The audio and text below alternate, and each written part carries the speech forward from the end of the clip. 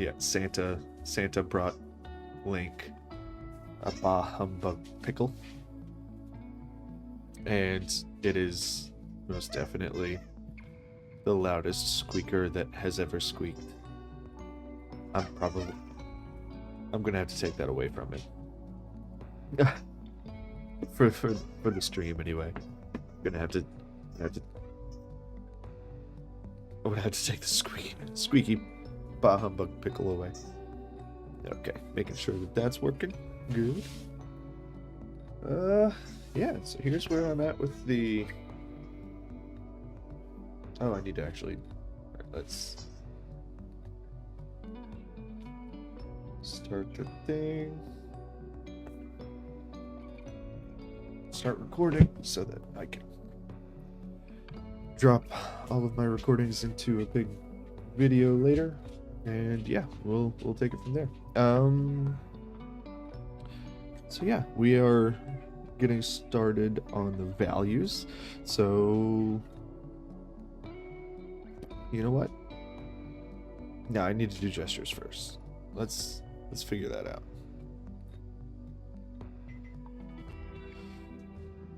Yeah, underwear models. Because I don't want any YouTube strikes. Oh, I should probably share that I am live on Discord. Yeah, let's do that. Loading chunk failed. What?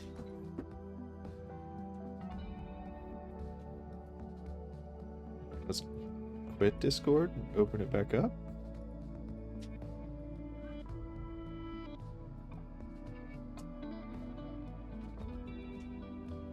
There we go. Maybe? Yes, alright, it's working. Oh, I've got a ping. Who has pinged me and where? Oh, it's a ticket.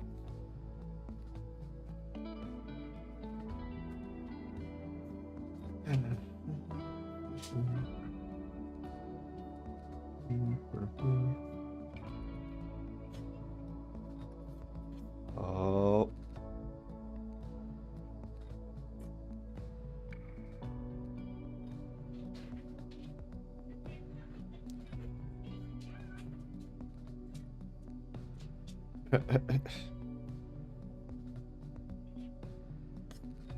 Alright, sorry. Flipping through some of my mentions. Yeah. Alright, let me share. Let's see. Paste. Ah, sweet. Still had that art and coffee study thing ready to go. That's good. 2 minutes. Let's draw.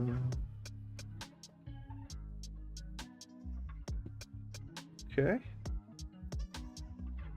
OBS. Yo, what's up? I can't pronounce your name.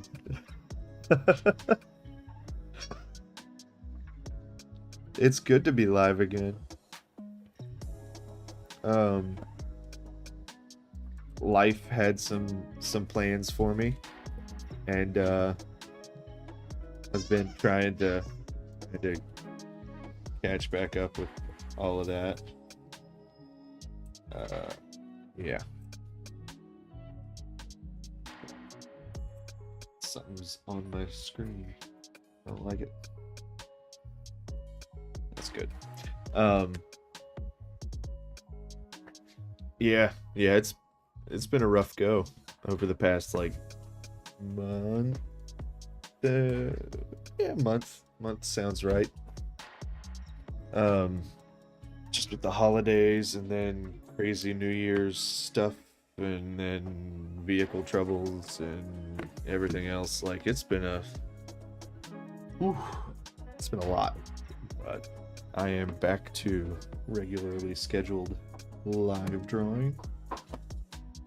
All right, my keyboard's working. We're good. Got music going. That's working. I've got coffee. That's not working yet, but it will soon. My dog is, I think, eating cat food right now. I might have to Yeah, he's eating cat food. I'll be right back. Of course. Of course.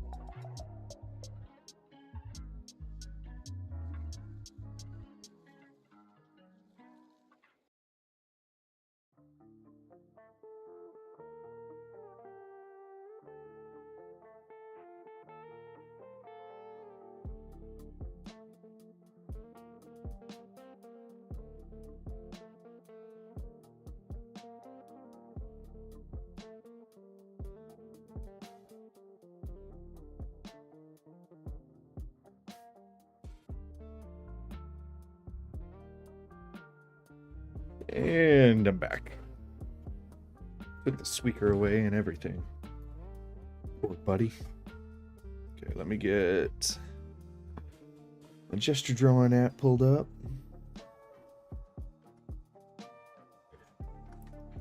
Gesture drawing. Boom. Okay.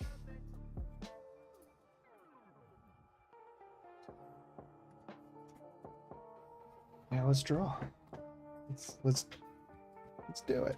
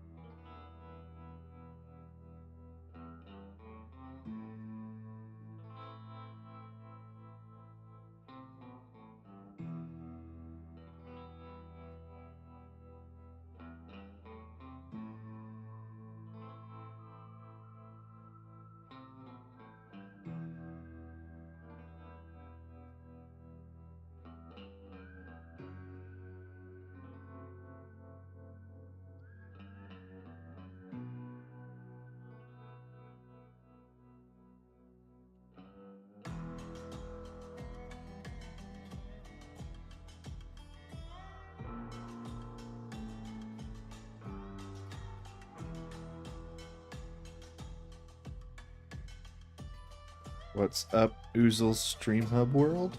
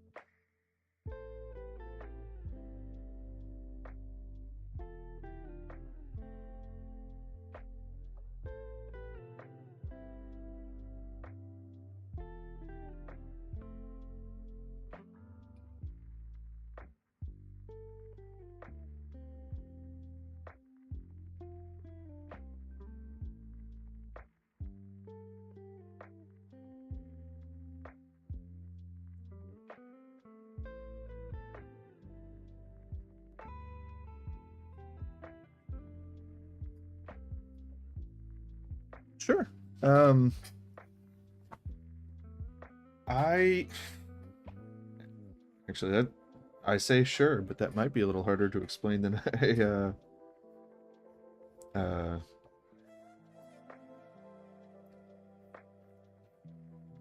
let on. Give me just a second, and I'll try to explain start to finish my typical thinking.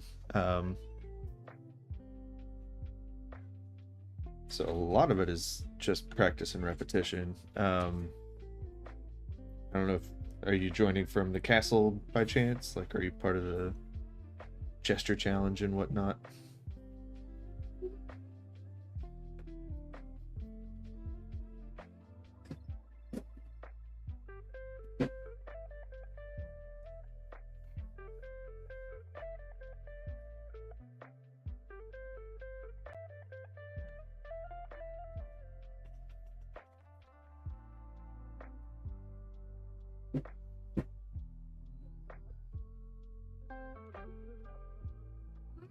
Some poses are definitely more difficult than others.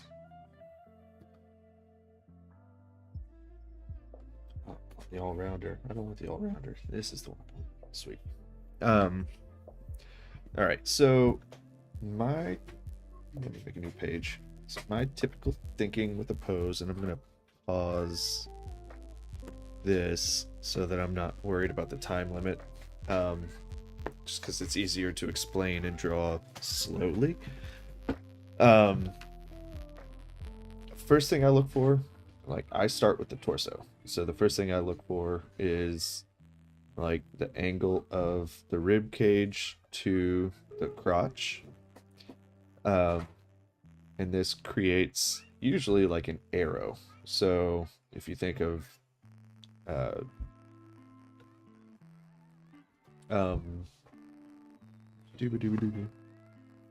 I think Patrick Jones is where I picked this one up at. So I look for the T and the V. So the T gives you from the pit of the neck, the line of the shoulders. Then you can sort of follow the center of the chest cavity. And then the stomach goes down into the pelvis. And once you've got the T and the V, you have basically the entire torso mapped out. And there's usually sort of a template that you can follow to get the major shapes of the torso.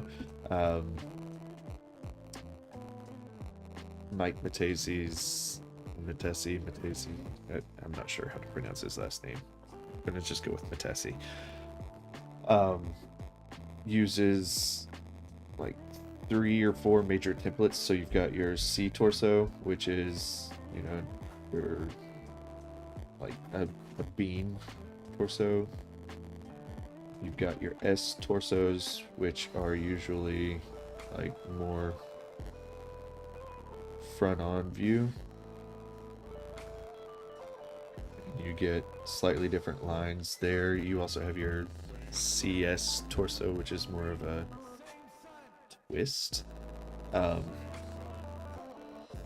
So a C torso is a bend, an S torso is a lean, so you usually get something like that, and a CS torso is a twist. So like the front of the chest cavity here goes into like, this is an extreme twist, but the front of the chest cavity here, and then the pelvis is tilted the other way. It gives you your CS torso. So that's what I'm thinking about with the torsos. So I start with the T to the V, and then I try and figure out, like, is this a C torso? Which in this case it is. It's a lean or a tilt, not a twist, because the front line is pretty consistent. Like, the center line is consistent throughout. From there, I go to the legs. So the great trochanter is right above the base of the pelvis. So this is like where the legs actually bend on the hips, and they're always going to match with the ASIS, which is the landmark of the hip right here, the high crown of the hip, if that makes sense. It's the bony protrusion there. So the great trochanter and the acis will always line up, sort of like the nose and the mouth and the chin always line up on a face. Sorry, trying to get my eraser out. So that's the next landmark that I look for, is make sure that these line up. So where the leg bends, I usually go for the weight-bearing leg first, and I just swoop down to the knee. And the knee is usually like an opposing rhythm, and then you can swoop down into the calf from there. I'm not really worried about getting anything accurate at this point. It's just when things do end up accurate, it's because of muscle memory. It's not because I'm carefully measuring anything. After I've got my weight-bearing leg, again, I'm looking at where the bend of the leg is. You can sort of see a divot in the where the great trochanter is on the weight-bearing leg. It's subtle, but it's there. So it goes like out, in, out, and down. Where it's bent here, that's where the great trochanter is bending. Here we get more of a hard stop at the knee, and then we can come down.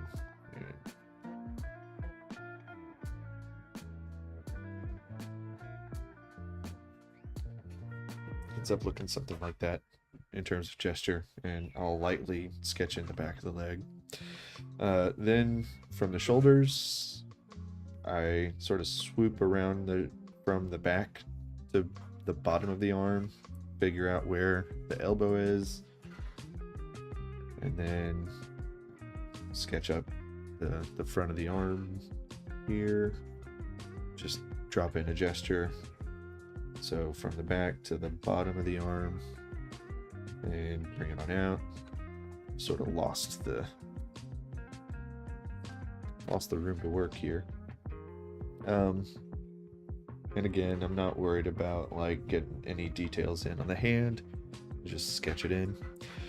So for the gesture of the neck and head, I'm looking at the sternocleidomastoid, which you can't really see it here, but you can basically run a line from the, let's see if you can see. All right, so from the pit of the neck, I'm trying to make it a little more obvious, but from the pit of the neck, it runs up and connects right behind the ear. So that's the gesture that I look for the neck.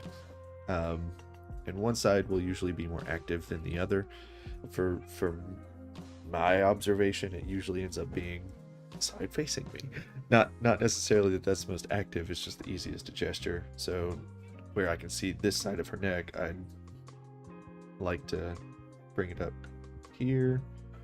I drop in the ear, then I determine the tilt of the head and just sort of gesture in a sail sort of shape, which is a Steve Houston concept.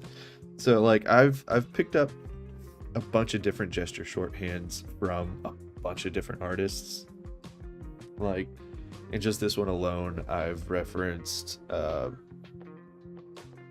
Patrick Jones, Mike Patesi, and Steve Houston. Like the more you study different gesture techniques, the more you're going to develop your own over time, and it doesn't have to be perfect. Like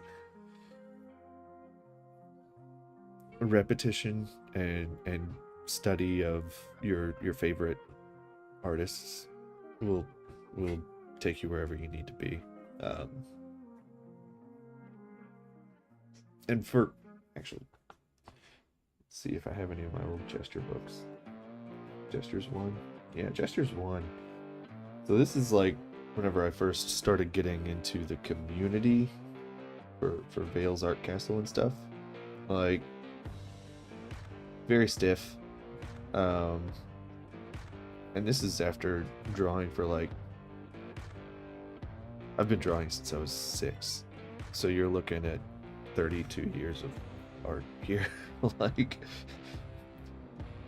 it's not necessarily good, um, but you will evolve. I mean, some of it's not bad, but like I'm not like, oh, I'm a gesture pro. You will never arrive as an artist. Um, you just keep trying things until you find what works for you.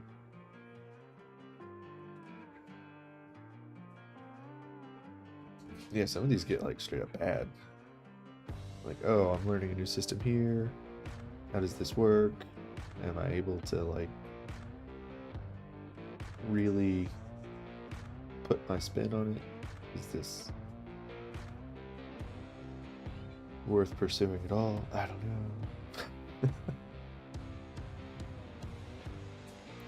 Metesi. I'll spell it out. Maybe if I can get to YouTube. So I'm streaming through OBS.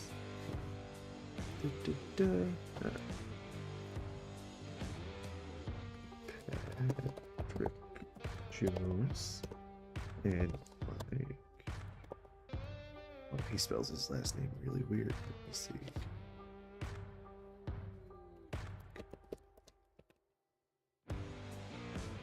Is it 2 T's or 2 S's? Let's do T's. Alright. Those are, and then Steve Houston, spelled Huston.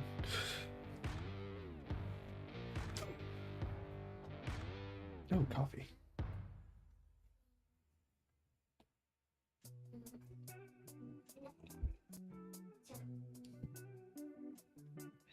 So those are the 3 artists that I recommend for gesture. And then of course you've got the Proco, Stan Proco, and then Michael Hampton. So if you're into like a slower, more structured gestural approach, Proco and Hampton both teach similar gesture methods.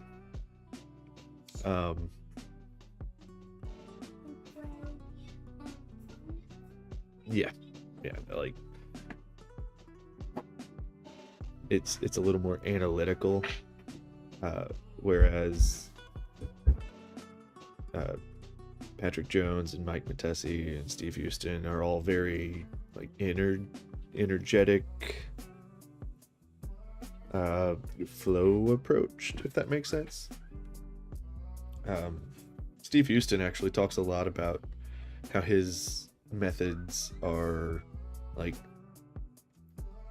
no, I'm not. I don't. I mean, I appreciate the sentiment. I have tried my hand at like putting together some sort of structured teaching several times in the past, and in my experience, I'm good at conversing, but I'm not very great at planning something out from start to finish and conveying information effectively.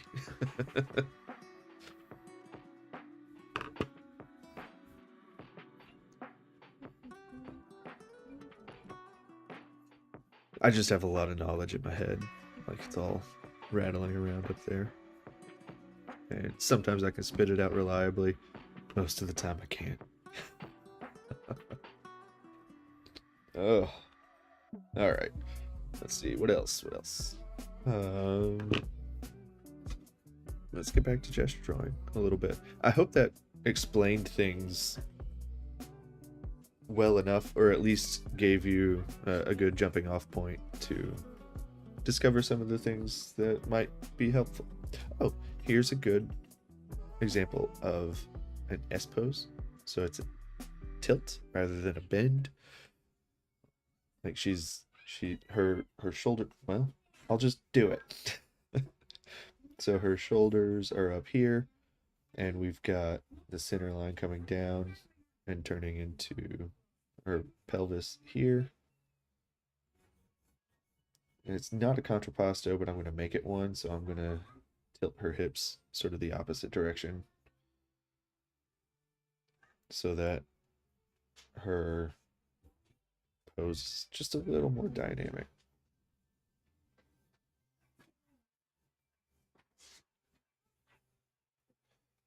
Now we don't have a weight-bearing leg, so I'm just going to go for the leg that is at the front here.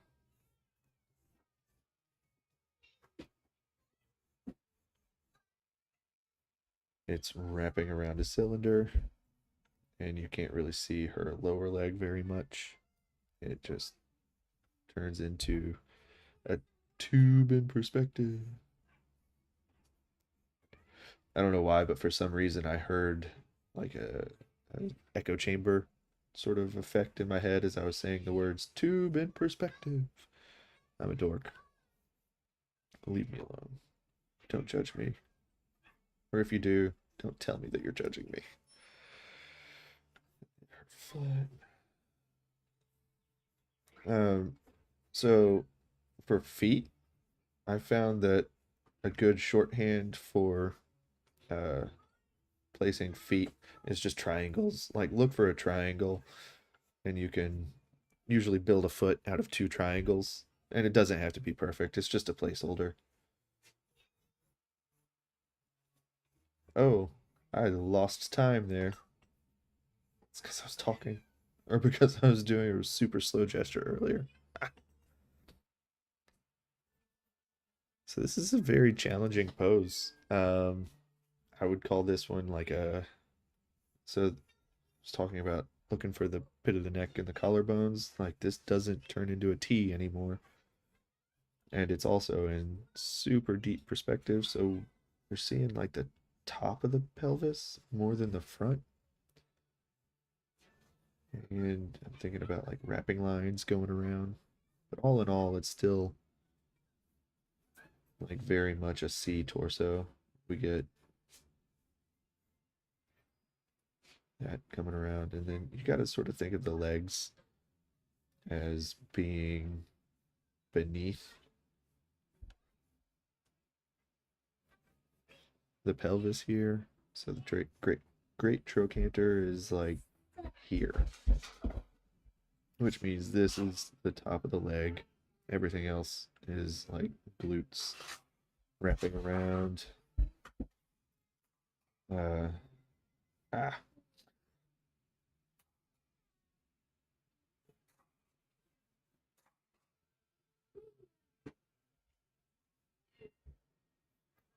The head is also sitting down inside of the shoulder girdle here. So the shoulders are going behind the head. And this arm is going back in space. Lots of overlaps. This arm is also going back in space. Lots of overlaps. This leg is starting to come forward. This leg was sort of flat. It's a weird pose. That was a weird pose. Oh. Alright, so I've done not a ton of gestures, but been doing gestures for a minute. I think I would like to move on to something else. I wonder if Twitch is going to give me another strike today for having models in underwear.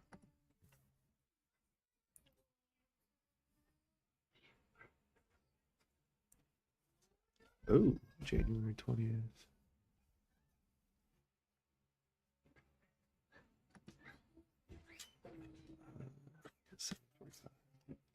I gotta add something to my calendar super quick. Sorry. Oh, I've got a tab limiter on my Firefox.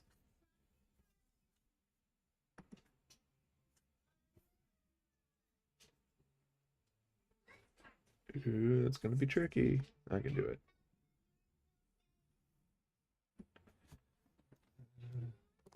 Right, dog. So I got shingles in my eye forever ago. And ooh, that's gonna be tough. No, it's not. All right, cool. Um, got shingles in my eye forever ago, and I have to see an optometrist pretty regularly to monitor that. It's been tough. All right, let's go back to portfolio. There we go. So this is what I'm working on today, and I think I don't know. All right, let's talk about what I've done with it so far. So this is the world illustration. I have titled it "The World in Her Embrace." So, Artist Guide to Tarot. I did not get to show this off last week because, well, I left it at home and I was at the studio. So I am trying to do the major arcana.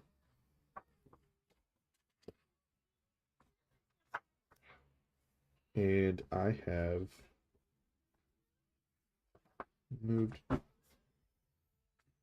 from the beginning all the way to the end. So this is Kira and the cat. This was the oh, I need to pause that gesture drawing stuff. I'll just hide the gesture drawing thing. And pause the slideshow. There we go. So Kira and the cat is my Fool illustration. And then for the world, I wanted to jump to the end of the major arcana. So this is card 21.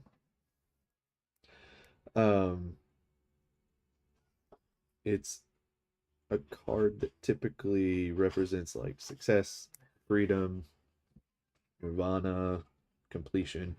It's the end of the fool's journey through all of the other cards. So it's similar to the hero's journey, but this is like the end of the story. And for this one, I really wanted to bring the fool character back home. So it's a mother embracing her daughter, and I get to like do all of the character development and character design. So this is a character I'd already had developed. Her name is Rain, Rane, and now she has her daughter back after a long journey. Now, some of the common themes of the the world card are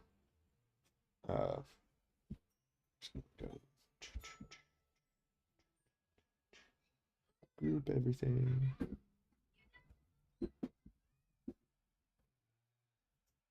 Canvas. And got the canvas paste. So now I've got a flattened version of the way it's supposed to be visually. So sometimes if you duplicate a group and flatten the group, some of the layer effects will merge weird. But if you copy the canvas and then paste the canvas, it copies everything as it appears, and you can get a fresh start. So I'm just gonna go to soft light. That's my favorite color mode. And I'm gonna start painting in like flesh tones and stuff. I want this card to be a little bit warmer.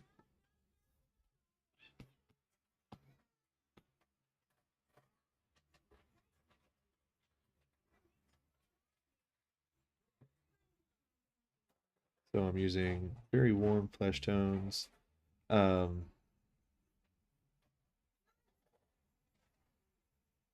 I'm just going to do all of my soft light colors as like flats on one layer.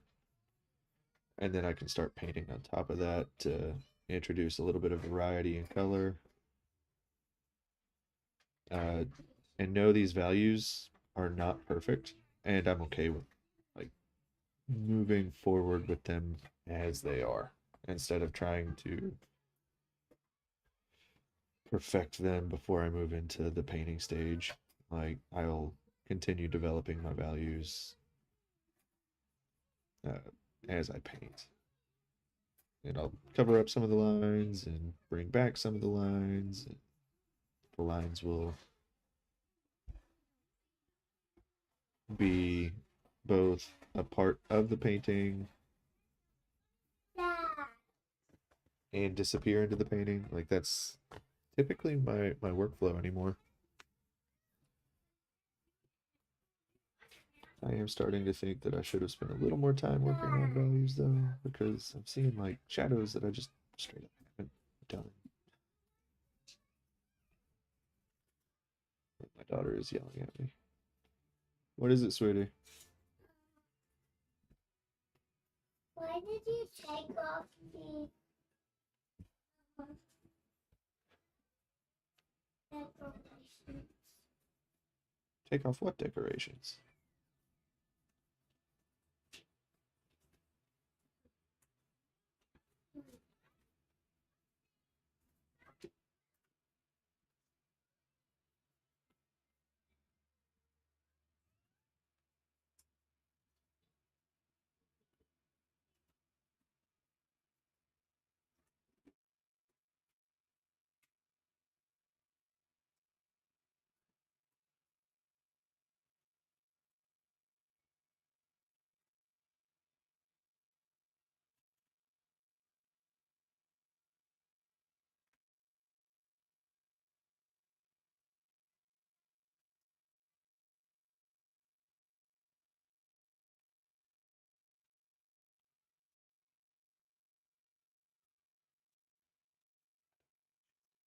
So my daughter is playing with her dollhouse. Oh, I am out of music. What happened? What happened to the music? Oh no. I closed everything.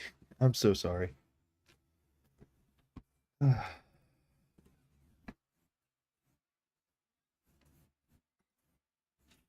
Let's bring the music back. I don't know what song it was on. There you go. I didn't mean to close. Oh, I didn't close the music. Why is it not working?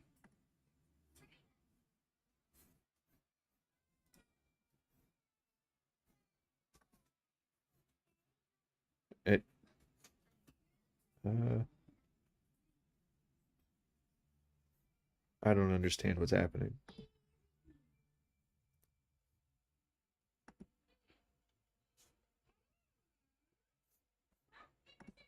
Properties.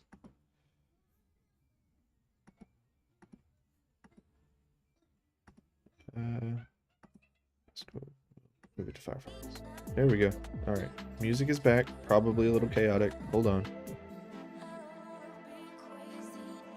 All right, I've got overlapping musics.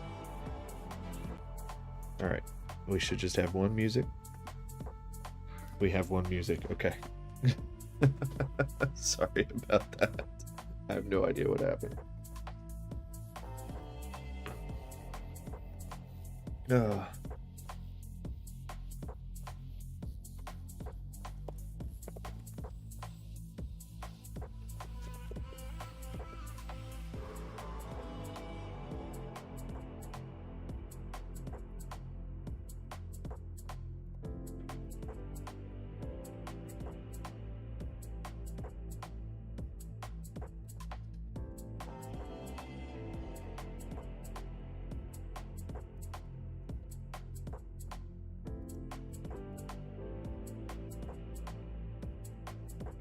We have music.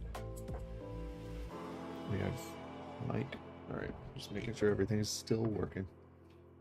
Where was I? Coloring things. No. Doing values on things. That's what I was doing. So I like working this way because I can sort of cleverly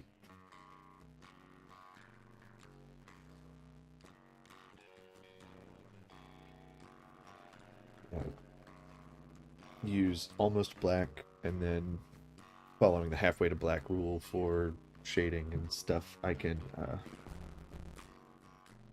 make something almost black, or I can use the layer opacity with multiply turned on, make something halfway to black, or close to it, just by painting black over God.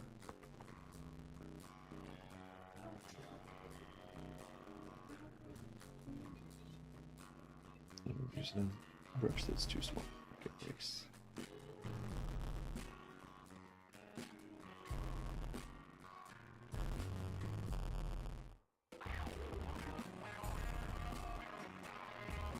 Let's go back to the colors. Layer history, or color history, super useful.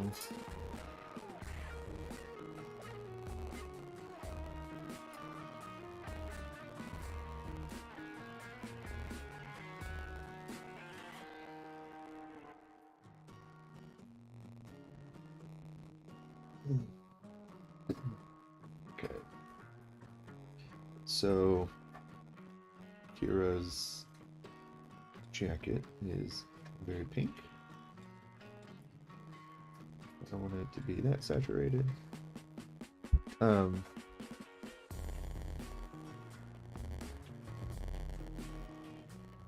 So building up slowly using soft light is my quote trick for keeping things uniform in terms of color harmony. So you'll notice that I use a toned gray scale for my underpainting, like my value painting. It just has like an earth tone underneath everything, so it's browns. Really, it's not a black and white illustration underneath. It is brown, earthy tones underneath everything. Which means that if I build up slowly and control where my saturation is, in the end, it will all look like a unified palette, and then I can throw in pops of a very saturated color on top. And it will really sing at that point.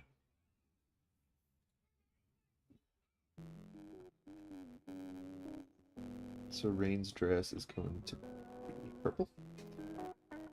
Part of this is in homage to... That's a little too intense. To the original world card. For the original card, it was usually a nude figure with... This is like cheater color theory that I don't actually know a whole lot about, but I found a way to hack it.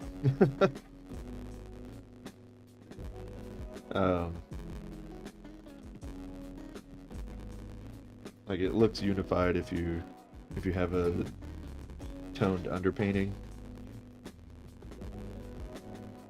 and then you can adjust the colors a little bit at a time until they work together. Like the toned underpainting is really the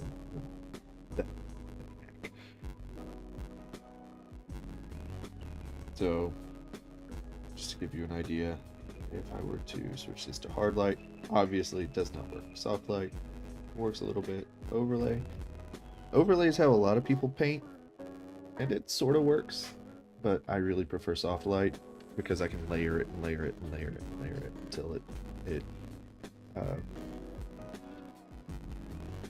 it's a more gradual and slow process, but I feel like it keeps it unified longer.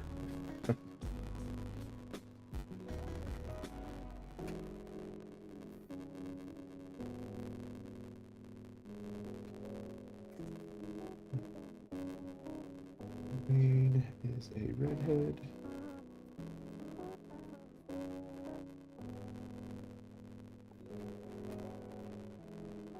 It's a little too.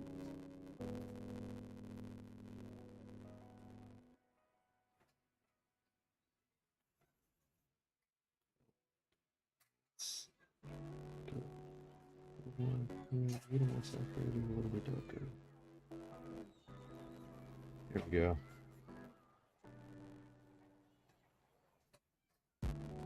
Just put that in.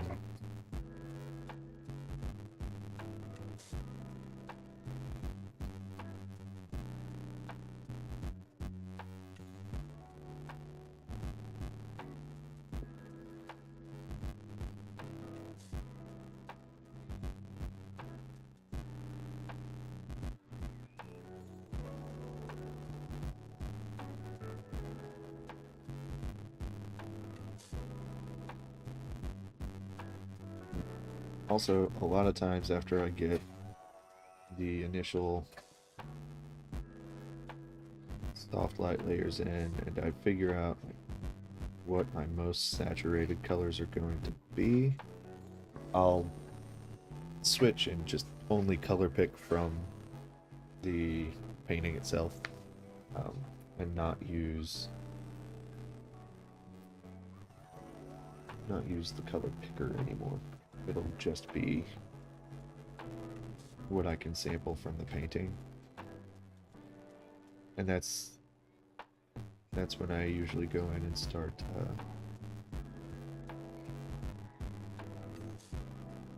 blanking.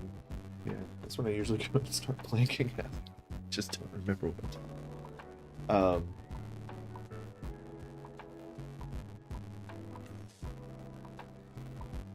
Yeah, I don't know.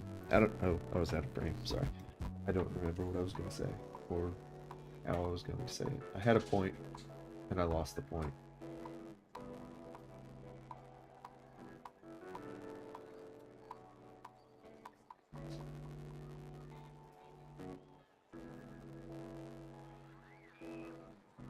Okay. Here is Harris Brown. Still like the same tone. Or sorry, not tone. Different tone. Same hue. And just different saturation.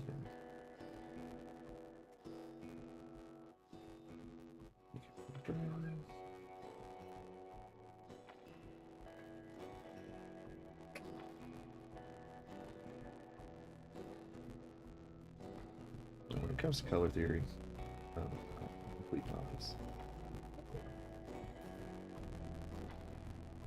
I can recognize that.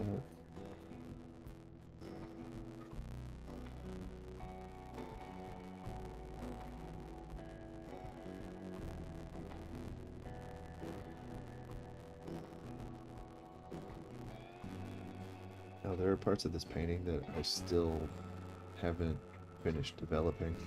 Like, I know I need to find some flowers to put in here at some point. I don't know where I'm going to put flowers, but that's part of the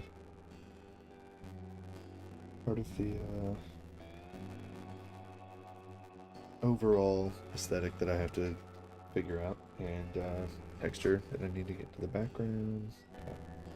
There's a lot that I haven't really figured out yet. Probably not the best time to be diving into color, but it was the only logical thing that I could think of to do today because my brain is in like 10 other places.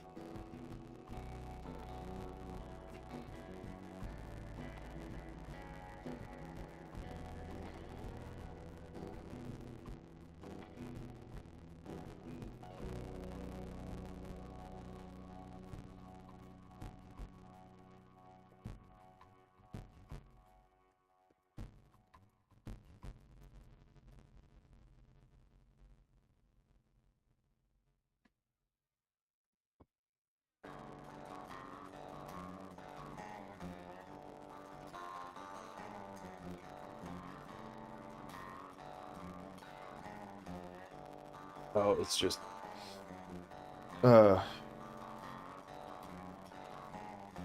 a lot of things are all over the place at the moment. It's yeah. I don't really know what to say about it. I'm just got a lot going on in the home, got a lot going on with the business, got a lot going on everywhere at the moment. Um,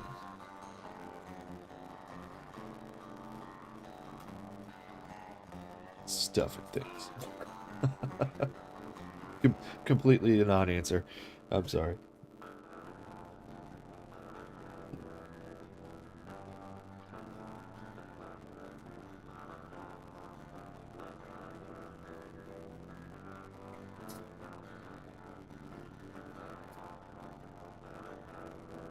Let's go in with some soft light again. I want to get some very saturated reds. What I'm gonna do here is like turn it into a glaze layer. Uh,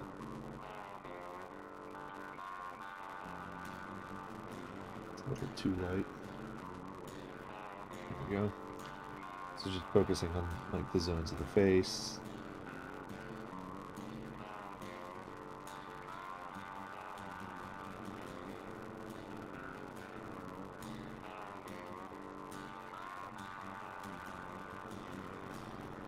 A little bit of warmth in the nose, eyes area. Usually you get a little bit of warmth at the joints.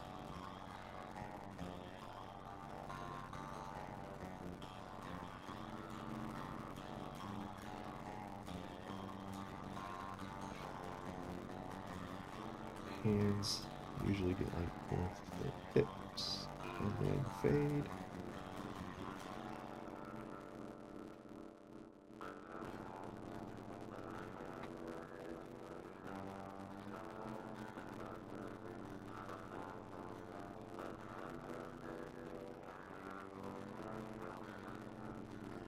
The zones of the face thing. It's really interesting. So, like desaturated blues in the forehead. Usually, the forehead is reflecting uh, upper light, like sky.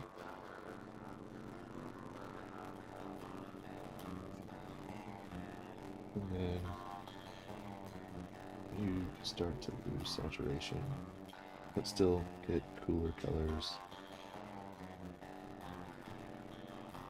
Chin and neck.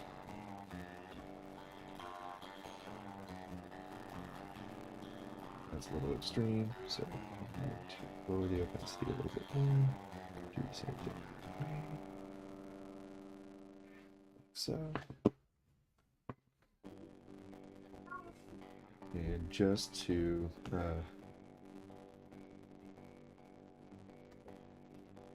reduce the harshness of it, I'm gonna go in and give it a nice subtle blur. And it's not such an extreme color shift.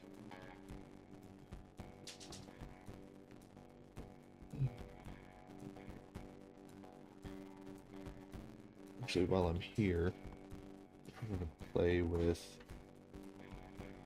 a background.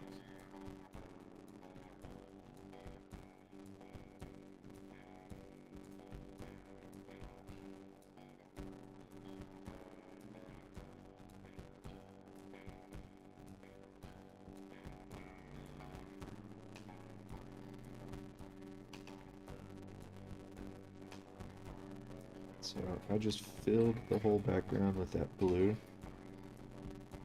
the desaturated blue. It is not nearly as intense as I wanted it to be, so I'm going to do it on a new layer, and we'll play with some layer modes.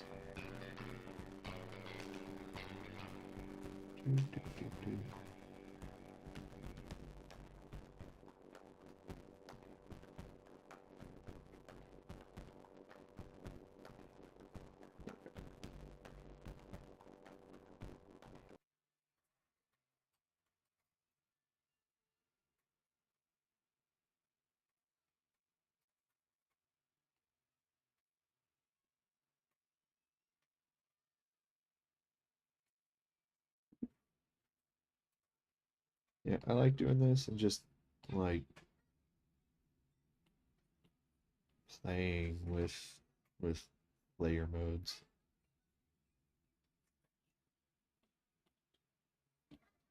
Let's see what I can do. Just having fun with it. Ooh, I like doing the fat nozzle eraser. Like it gives just a really nice little subtle texture. Looks spiffy.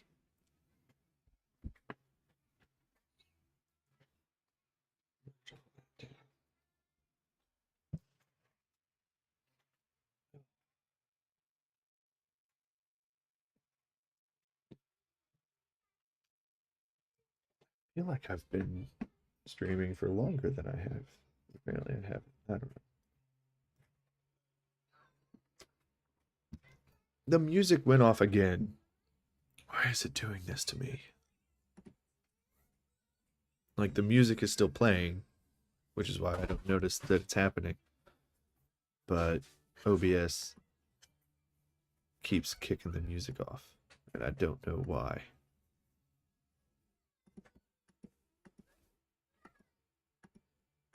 Like if I switch, there we go. So if I switch off of Firefox and then back onto Firefox as the audio capture, it picks up again. But I don't know why. Like, why is this happening? Oh well. We are reaching a point in this where I'm like, I think I would like to just start painting, see what happens. Alright, so this is a normal layer.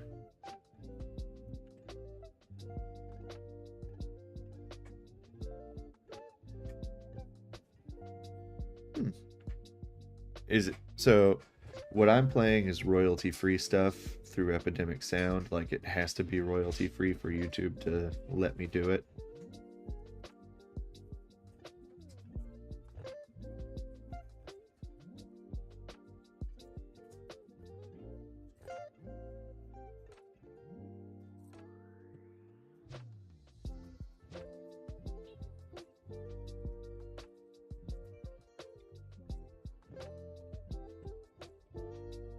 So I do have to be a little bit careful with that.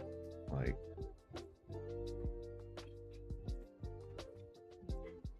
yeah. Oh, this would be a good time to pull up my reference on PureRef. So I've got shameless plug. Well, not a shameless plug. I am not affiliated with this at all, other than the fact that I pay for it. But if you want reference images, the best place to get them is ShotDeck. So ShotDeck is a amazing platform. Like it is just an awesome platform full of really awesome shots. There's I don't know a better way to put it. It's got tons of excellent references from movies and TV all over the place. ShotDeck, shotdeck.com.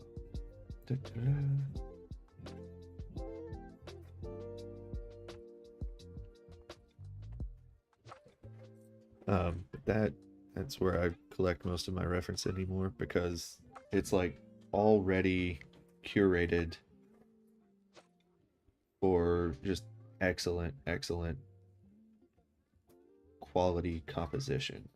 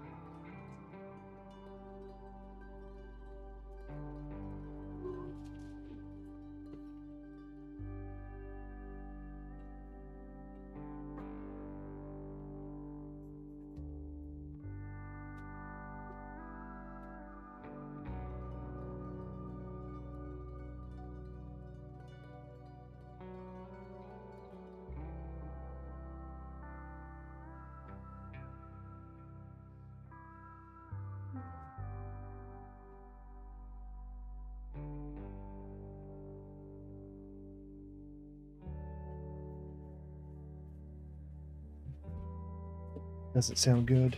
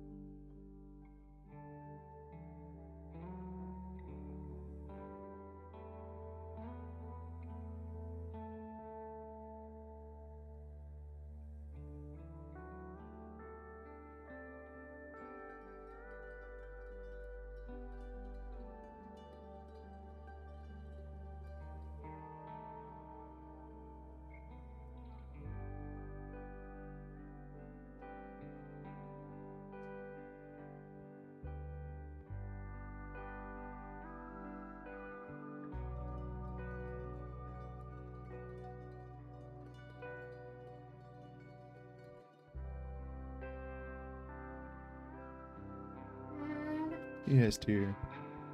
Where's my iPad? I have no idea.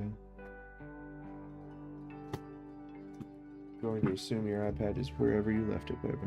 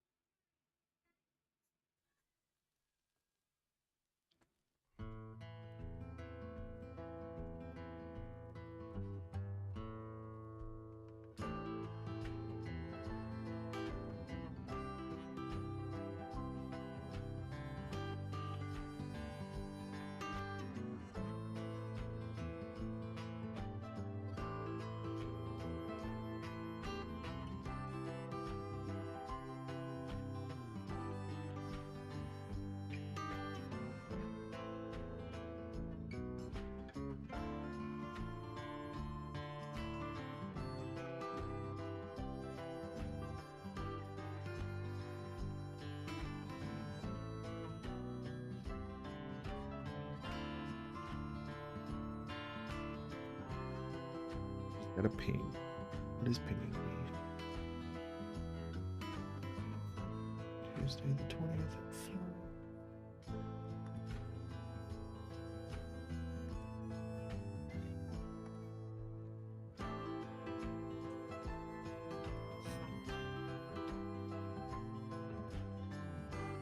4. Oh, appointments.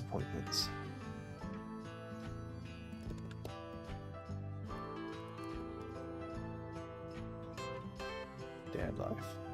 Da-da-da-da. Ah.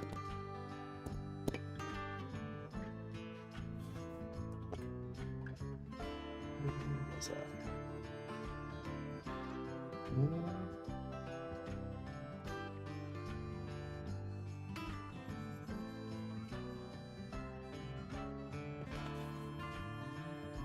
Reflected light. That's good. Some saturation through here.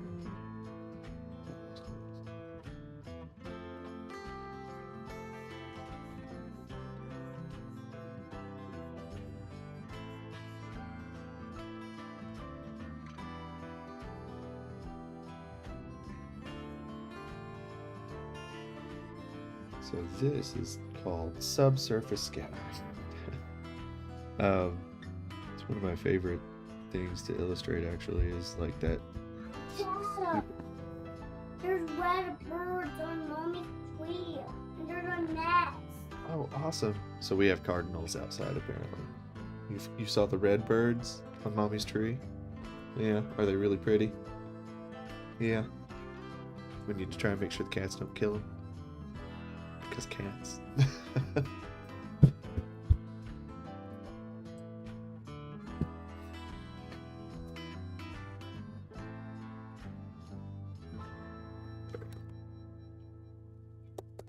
Let's get my reference pulled back up.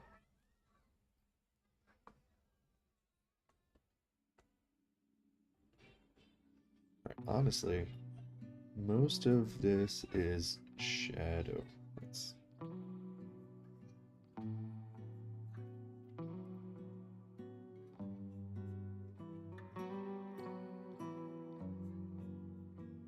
And I need to subtly tone a lot of this down.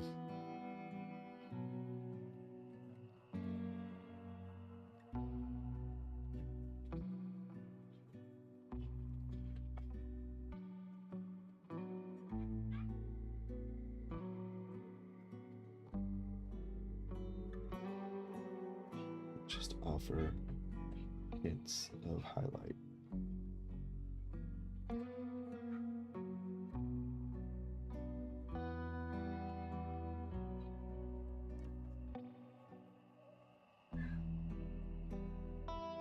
It's also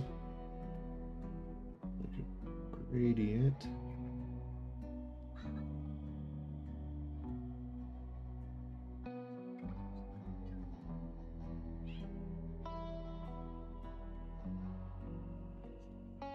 So I'm going to use a hairbrush for black. Up the saturation a lot. Just alright, that's a bit much. Let's do this on a new layer. That way it's reversible. And I can play with layer modes. Alright.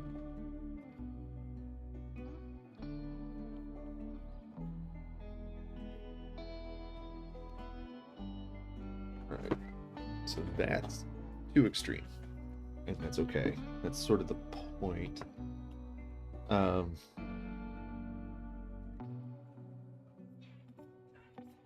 want to be able to go in and sculpt it.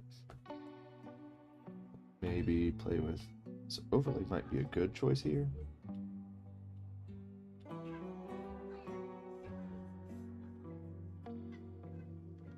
Alright, so let's zoom out.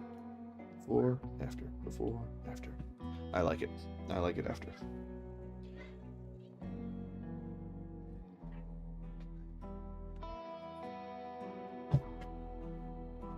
This is the gist of my layer management. Is like I'll group things and then duplicate them, and then I'll paint and then merge down, and if I feel like things are getting too complex, I'll group them and then duplicate everything again and just rinse, repeat, rinse, repeat, rinse, repeat.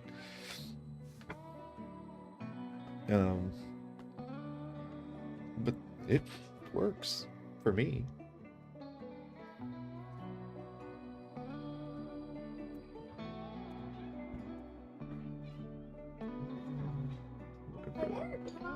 Why they had a tiny nest? You don't know why they had a tiny nest.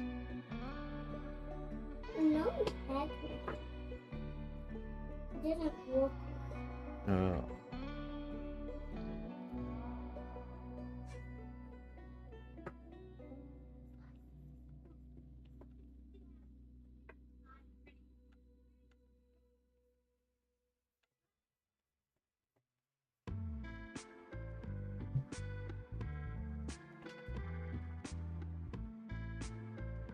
Do you have a coloring page? Coloring page?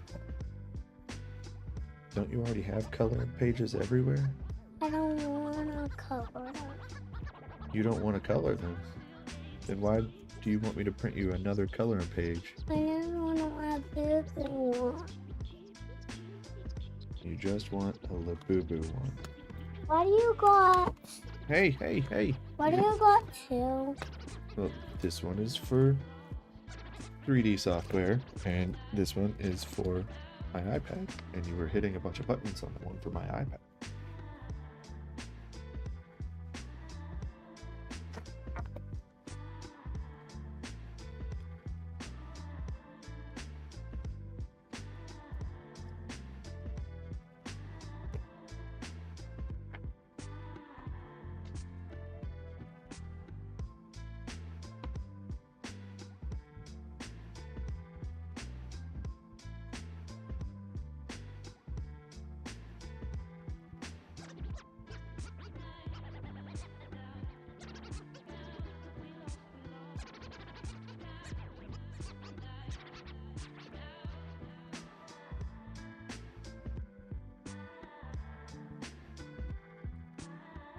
Which was the Oh, uh, so I use a MacBook, and MacBooks don't have a number pad, so I just have an external number pad for like Blender because Blender relies heavily on number pad shortcuts. And then for my iPad using Procreate, I've got a Procreate keyboard. It's basically a modified number pad that lets me poke buttons and have shortcuts instead of having to use all of the stuff on screen. It's nothing fancy. Like that one was like $20, I think. Whereas the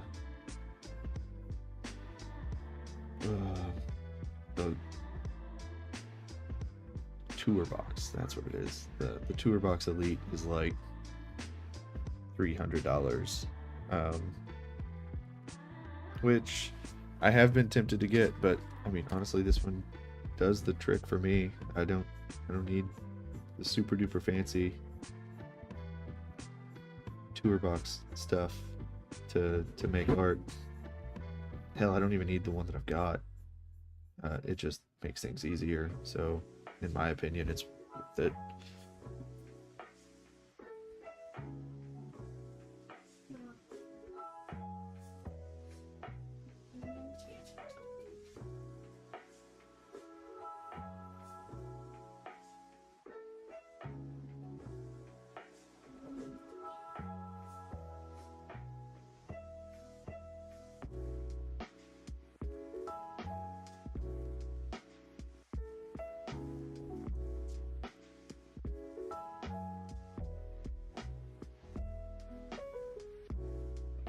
I'm doing that thing where I'm getting into the details before I should be getting into the details. Oh well.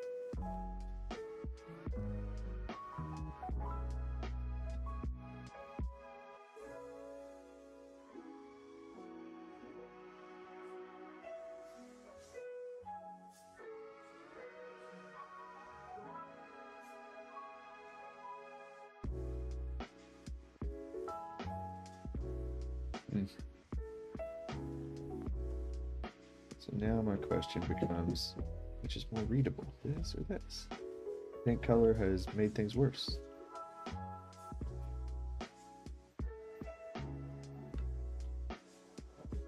But how much worse? Like, let's just merge that down and see what happens if I play with all of the opacity.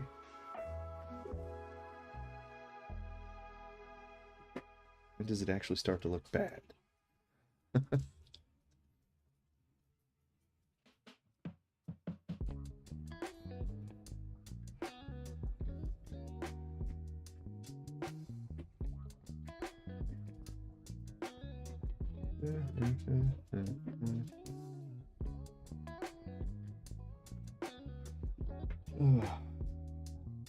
What it boils down to, I think, is I really needed to have my values figured out better before I started color, which I knew. I knew that.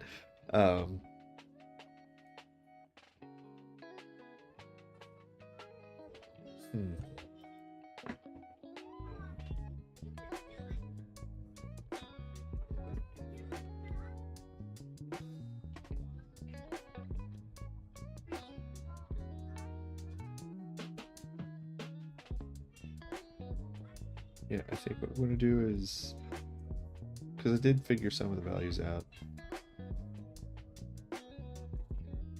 during the color phase. So what happens if let's desaturate this. Does that read better than this?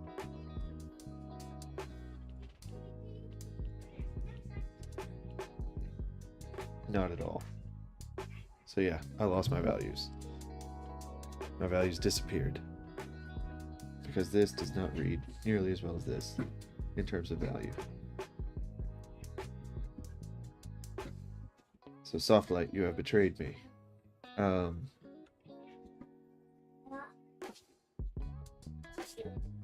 on. Yeah, let's bring the color back.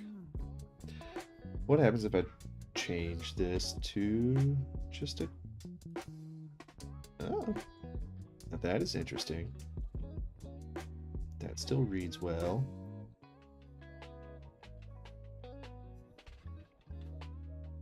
Just as an overlay. Not super well, but better than before.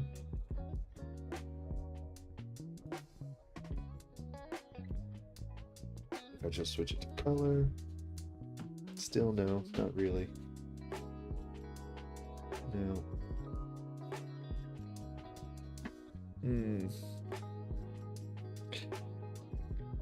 All right.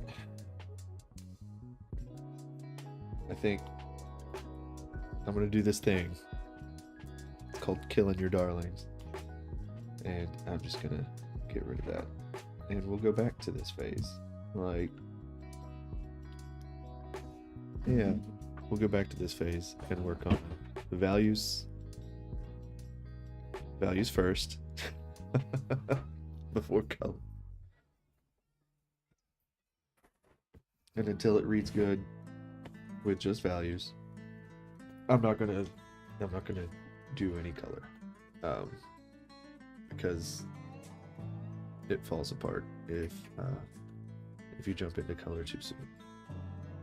Unless you start with color and work on strong color theory, which I obviously don't have.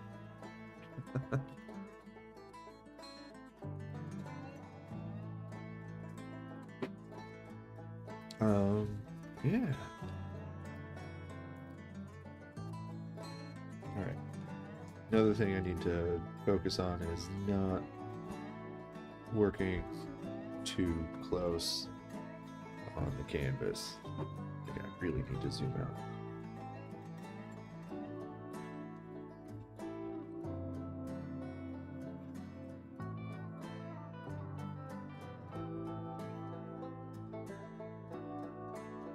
This is something that my mentor got onto me a lot about. Oh, whoa! Speaking of which, zoom out. Kill darlings and zoom out. How's it going, Lane?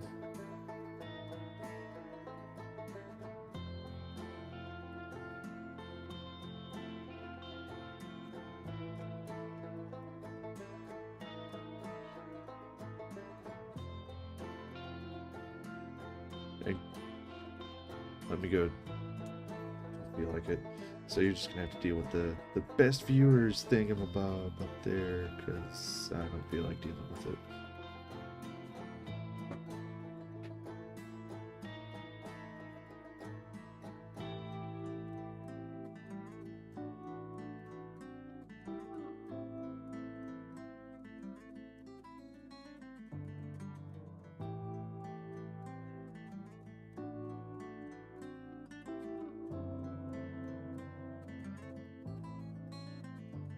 Lane, I hope things are going well. I haven't heard from you in a minute. I've been pretty swamped myself.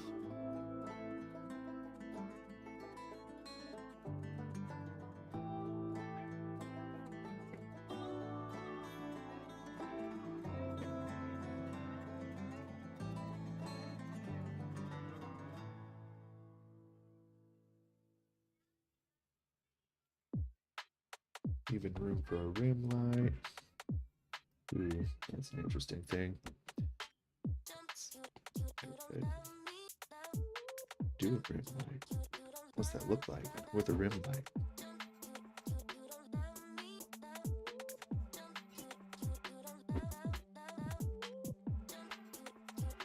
Looks pretty nice actually with a rim light, which I sort of expected that it would.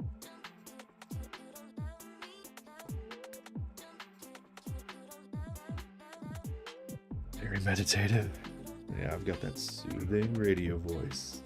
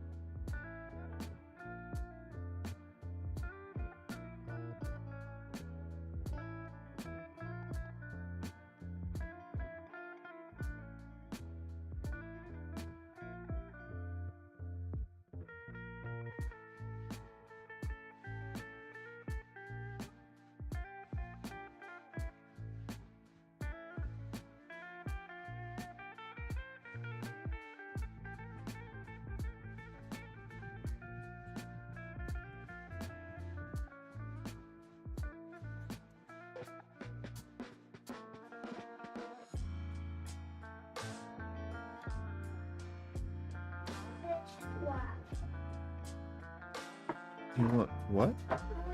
Little fish crackers. The little fish crackers. Are you talking about the penguin crackers? Yeah? Alright, I'll get them for you in just a minute. Ooh, I have to do blood work today. That's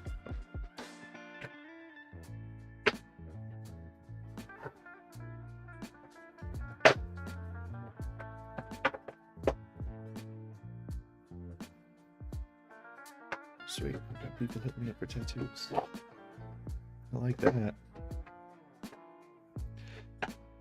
Actually, that's one of the things that has been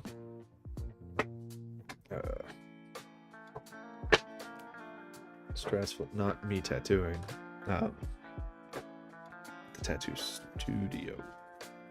It's a frequent point of stress in my life. It's the studio. Sweetheart, get down. I will get them for you when I'm done.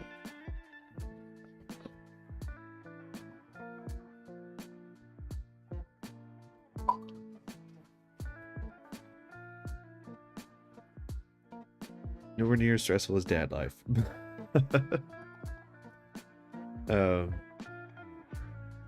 Yeah. Yeah.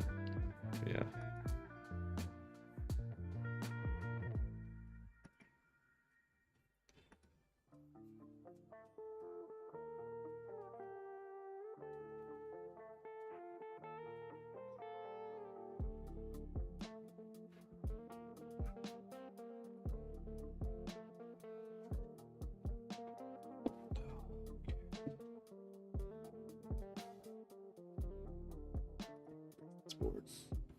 Gotta keep reminding myself to pull up the references.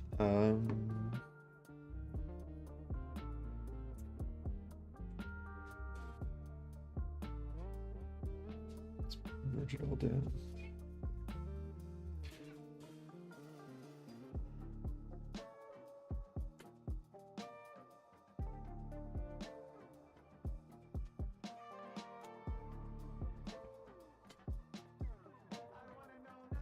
Creating a big frame here.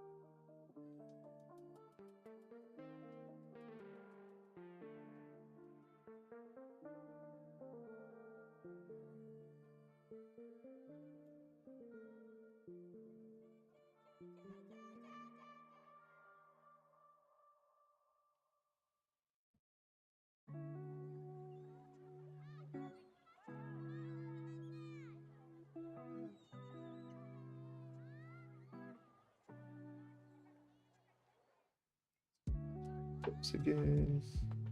Shapes. Out of the shapes level. Baby, I will get you your penguin crackers in a little bit.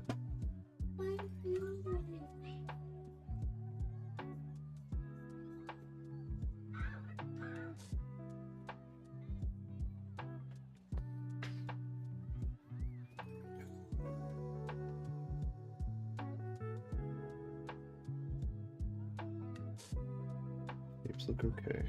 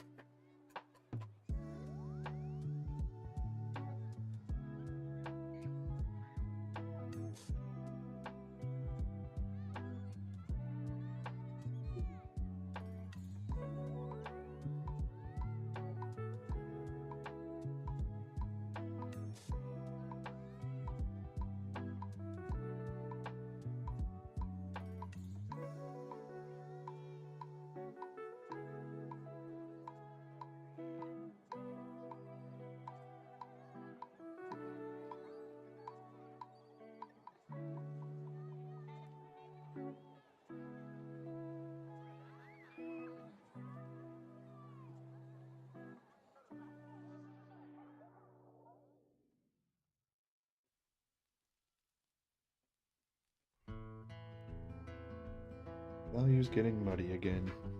So let's pull up reference again.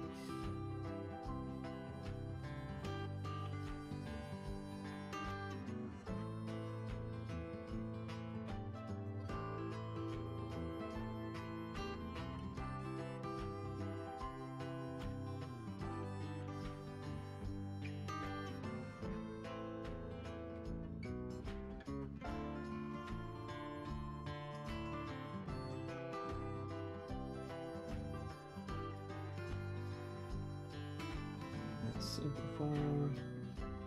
It's a little too saturated. Simplify this big shape.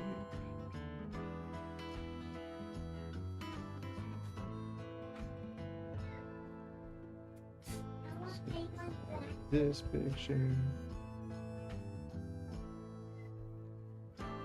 Penguin bite. Baby, I will get you your penguin crackers in just a few minutes. Let's simplify this shape. And this a layer.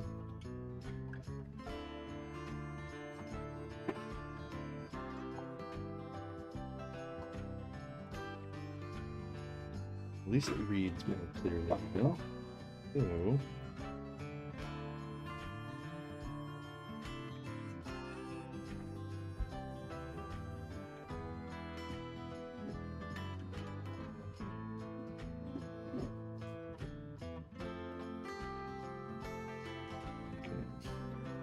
and if gradients in later and texture, as long as it reads.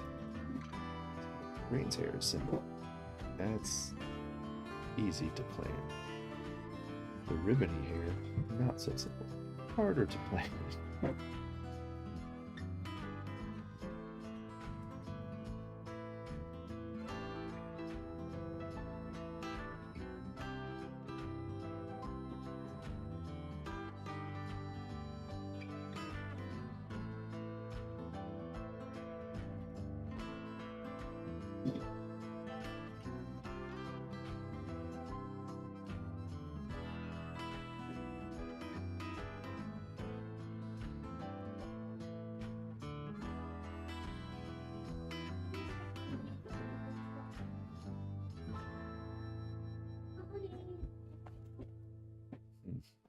Too dark. Too light.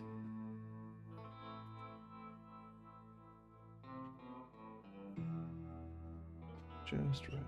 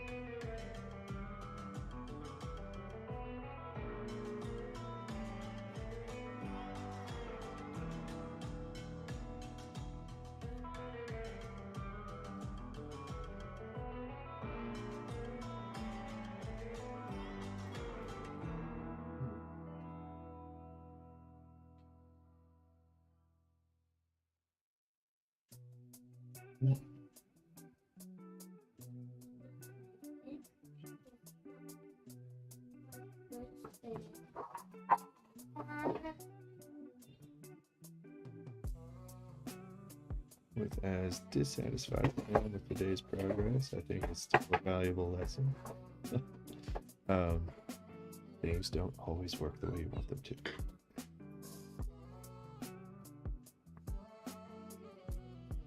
Oh.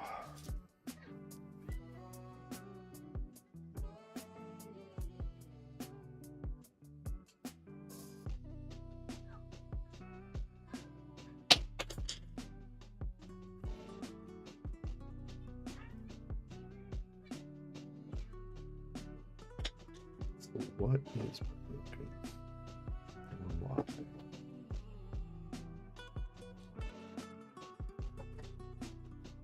Like my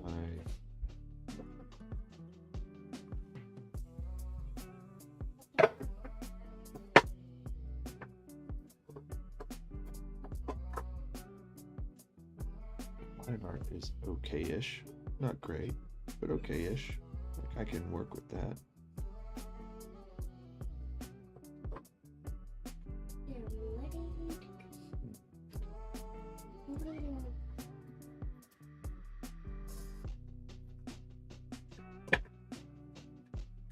Let's fix it. What happens if I go all the way back? I can get rid of my value map.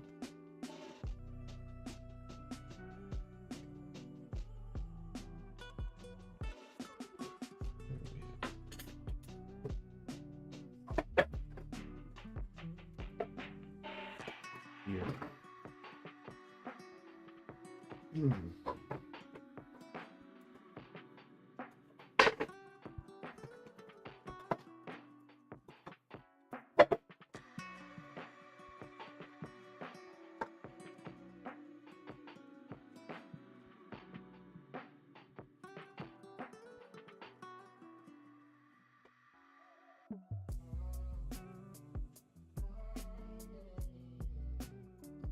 Go extreme. So this is what that's where I am going to. So we have them big shape. Let's add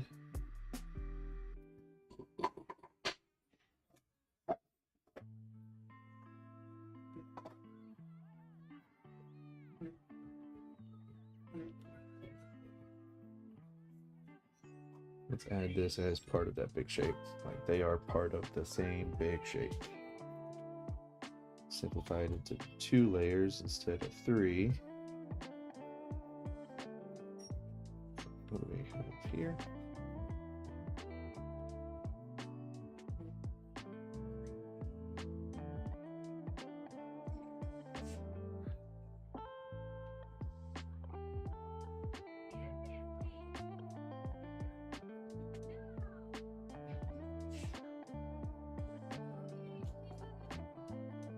Does this work as 2 layers? No. Well, yes, but this needs to be a darker layer. And then I can build from there with local values.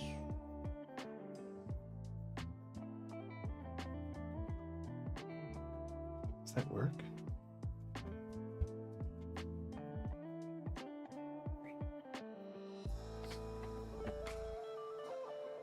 I think it does. I'm gonna try it. I want to try and see what happens. Let's get rid of this.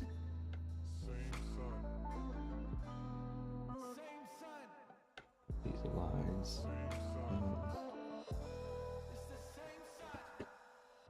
Like that. So by simplifying it all, I'm hoping that I can fix it.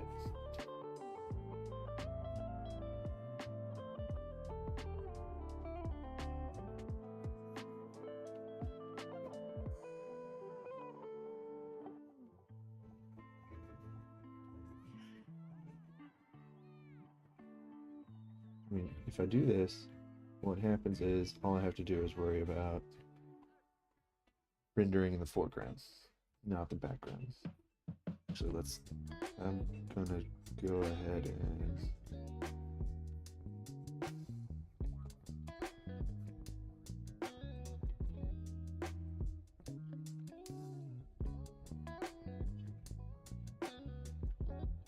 do that. Here and bring this up. So one good thing about working in stages and layers is that if something doesn't work, you can go back as far as you need.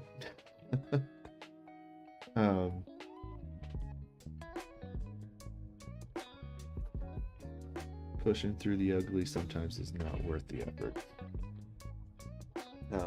Especially if the ugly is just a problem from earlier in the process, which it usually is. Sucks, but true.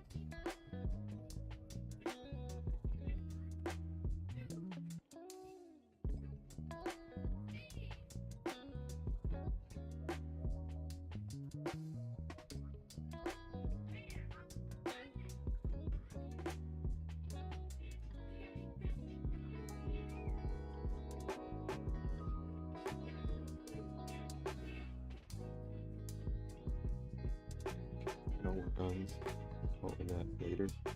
So I'm gonna try working with clipping masks just because it's easier. Again, multiply 50%.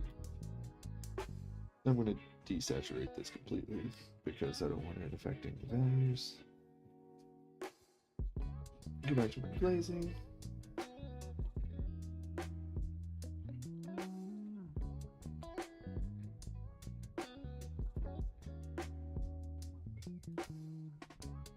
So, first stage of shading.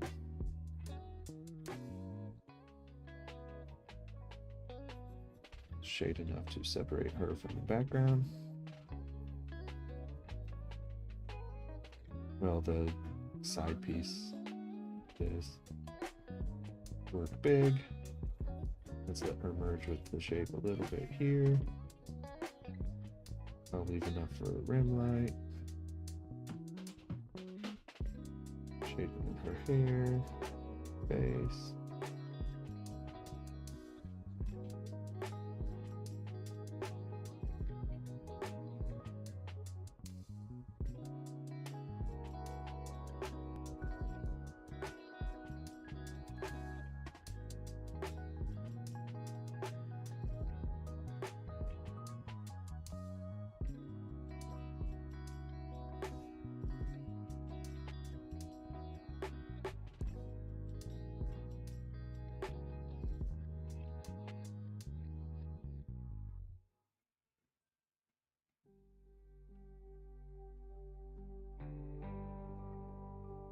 Yes, dear.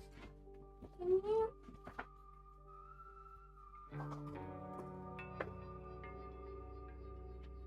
Can you? Can you? Ooh. I want you to. I want to see it. What? I want you to get some. Okay, babe, I will. Alright, I might have to cut this one a little bit early. The little lady is demanding her food.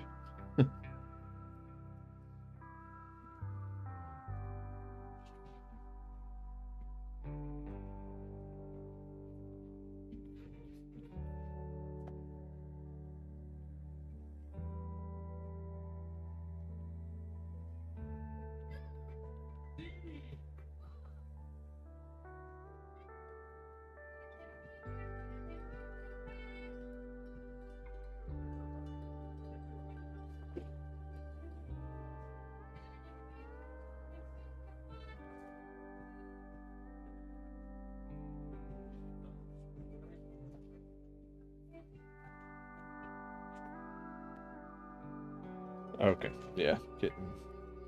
Getting distracted and stuff and things.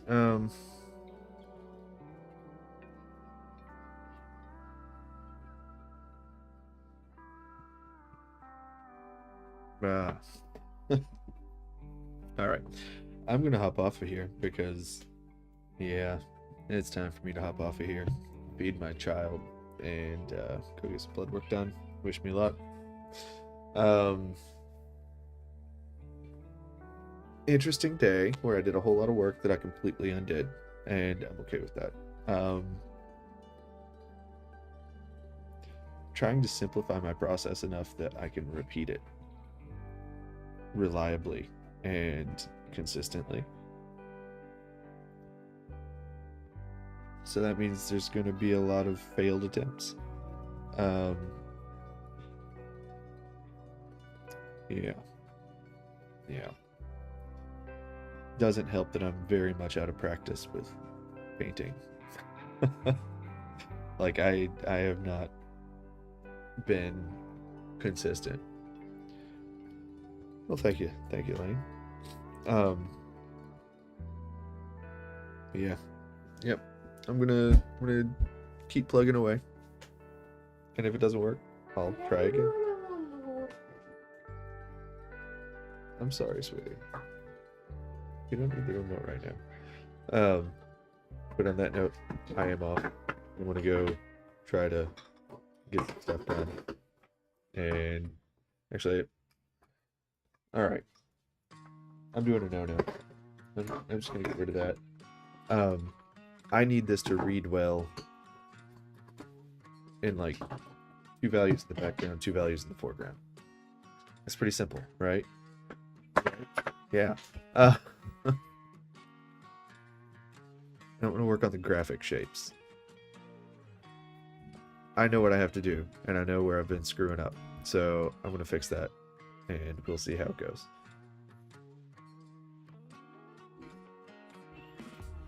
Yeah. Alright. It's like a duh moment. Here. Let's do all of that down. Yeah, that works. And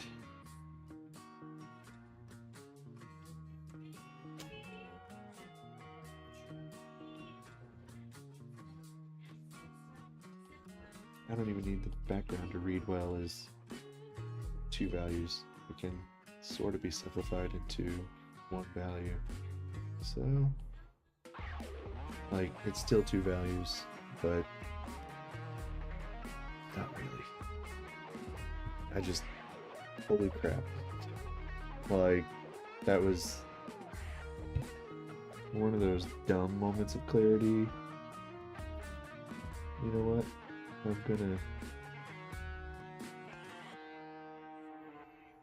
do the same here. We'll just darken that. Alpha lock it. I don't want to.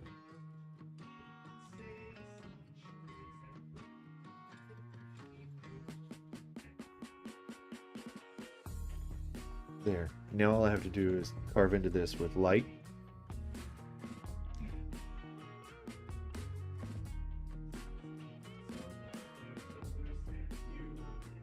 And then I can go in and add shadow if I feel like it. Because I've already got the dark. Alright. Carve into it with light. Make it read. Render from there.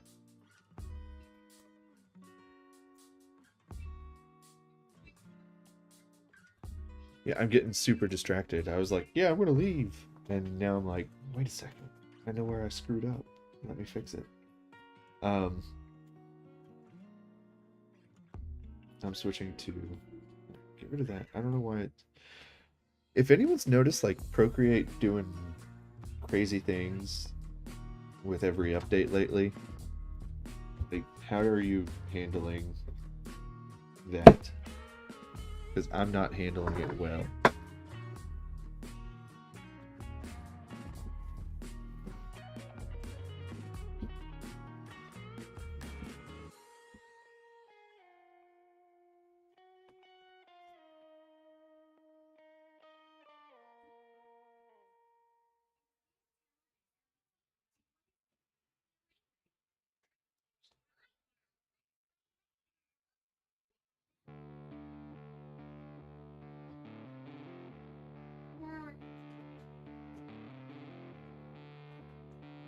What is it, sweetie?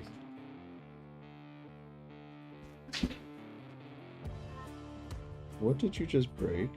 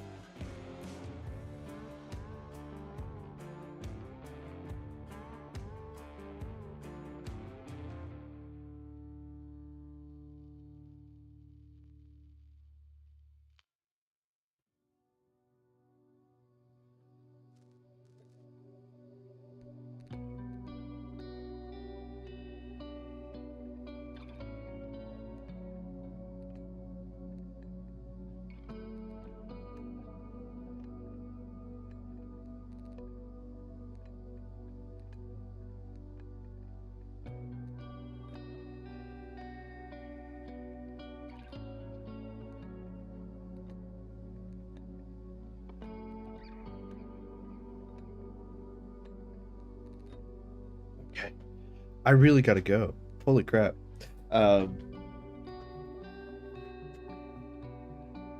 Yeah. Problem solving. Remember problem solving.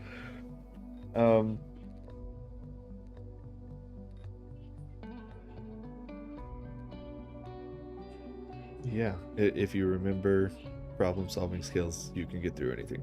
I'm done.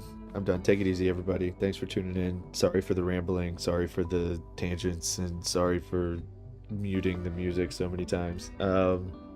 Sorry for undoing all of my work. The wisdom of failure. Reminds me of a wonderful Cam Walker quote from one of his books. I don't remember which one. It's like, experience is that thing you needed right after you needed it, or right before you got it.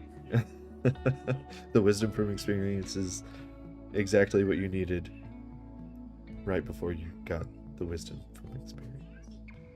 Yeah. But on that note, I really am leaving to go feed my child. I feel like a bad dad right now. It's like, no, you ate several hours ago. You don't need food. But yeah, feed kids. Don't get distracted. I'm out. Later, everyone.